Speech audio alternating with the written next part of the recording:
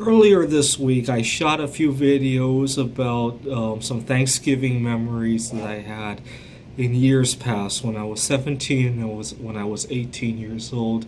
When I was 17 years old, I almost killed myself with a binge eating episode. And toward the end of it, I almost wanted to go kill myself by binge eating because I was so disappointed at myself. And then when I was 18, I had a superstitious event that made me want to listen to very loud music on the stereo while my parents were away. To no avail. Nothing really happened because I did that, but it made me feel good that I was doing something about something. I just remember there were a few more incidents around the Thanksgiving Christmas season from years past. When I was 17 years old, shortly after Thanksgiving, shortly after I had almost killed myself on Thanksgiving dinner, my friend sent me an instant message. This was back in the day we were using AOL instant messaging, and he was begging me for money. And it was kind of weird. I was 17, he was 17 as well, and I asked him, "What's going on?" Because I knew he wasn't the kind of guy to do that. And he said that he had been gambling with some friends and that he had lost some money. And so I couldn't believe what I was hearing. I didn't. This was toward the beginning of the poker frenzy. He wasn't gambling online yet, but he was gambling with friends. And I asked him, "Well, how much did you lose?" And he said $82. And I just laughed. I'm like, you could go without $82 over Thanksgiving. He's 17 years old. I was thinking somebody was chasing after him for money. And so I basically just laughed with him, but he didn't take it as laughter. And that was that.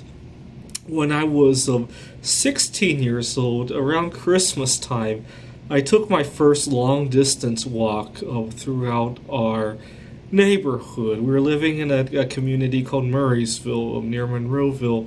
And that Christmas day, there was World Idol. And so as I was watching World Idol, I was hoping to vote for Kelly Clarkson. I had followed her for close to 2 years at this point.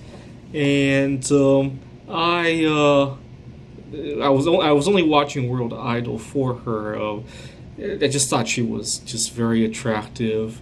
And then the show came on, and the host was like, "You can't vote for an idol in your own country." So everybody has to vote for an idol in a different country. And my heart just sank because I had already planned out how I was going to vote for Kelly Clarkson at least 20 times by walking throughout the community. And I knew a lot of places with payphones. And I knew a street that I could walk down and start knocking on people's doors to borrow the phone. And I almost didn't want to watch the rest of the show when they said you couldn't vote for Kelly Clarkson. But then I watched the rest of the show, and there was an even more attractive girl that I wanted to vote for. And so after the show, I headed out, and I just went berserk. I went to every payphone, and I voted for her. And we had a few miles from our home, there was a middle school with a row of 4 payphones, and I went there first to vote 4 times, and then I went to a grocery store that had about 3 payphones, and I voted once for her on each payphone. And I started knocking on people's doors, asking to borrow the phone. And more importantly, I learned that I could walk long distance. Before that, the longest I had ever walked was no more than maybe a mile a day. I might have walked a mile at the school campus. I was going to college part-time at CMU. I might have walked a mile just along the campus. But this night I had walked 6 miles. And that was the beginning of the long distance walking age in my life, if you will. It's kind of like the space age, the first man in orbit, and it was quickly followed by walking on the moon. For me, my first walk in Murraysville was followed not long after that by my first marathon, and then not long after that it was walking between cities from Pittsburgh all the way to Grove City to Indiana, Pennsylvania. And so that was like the beginning of the walking age for me, is how I like to think about it. Okay, what else have I done? 10 years ago in 11 years ago now, 2007, around Christmas time, I was once again going on my long distance walks, and I walked all the way from Murraysville to the University of Pittsburgh. This was 2007, so this was 4 years into the walking age. I told you that these things moved very fast for me. And when I got to the University of Pittsburgh, I was exhausted. And I sat down at the computer lab and I started looking up stuff and I started printing things out. And I couldn't find my printouts though. And when I found them, they were under somebody else's name. So I was so tired that when I got to the computer lab, I accidentally sat down at somebody's computer that they had already logged into, and I started burning stuff. And it came out, the username was GIF4, GIF4. And I told my classmate, hey, look, I accidentally ripped this person off. I forget what word I used. I didn't use GIF yet. I think I said that I had accidentally hijacked his account. And my friend looked at the printouts and said that I had GIFed this guy. I think he meant to say that I had GIFed GIF. And he got all tongue-tied and said that I had GIFed this guy. And so a couple weeks later, GIF became a funny topic for both of us. Every time we ripped somebody off, we GIFed that person. And then my friend was suggesting, one night we were talking about all the people we met the previous year. It was New Year's.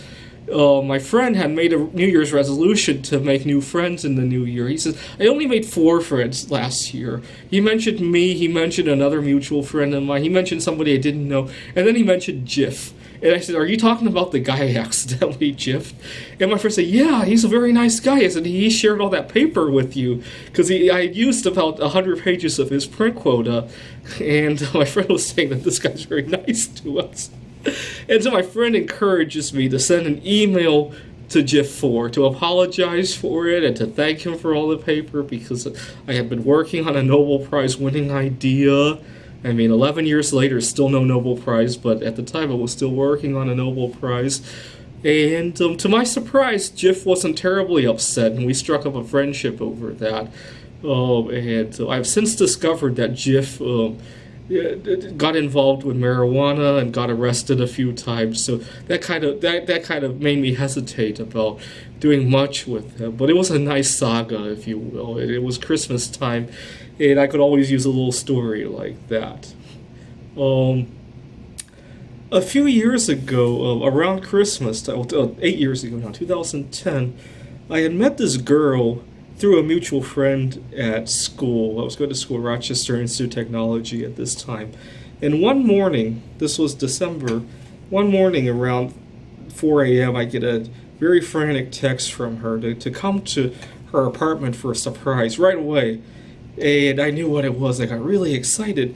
And at the time, I hardly ever moved my car. I kind of holed up in my in the little apartment I was living. It wasn't even an apartment; it was my office. But I treated it like an apartment, and I kind of used the car as storage because I obviously didn't want people to know I was living in my office.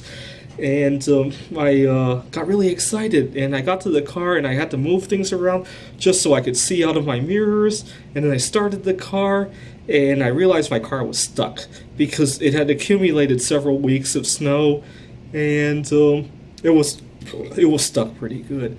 And all I could think about was the surprise that this girl was going to give me.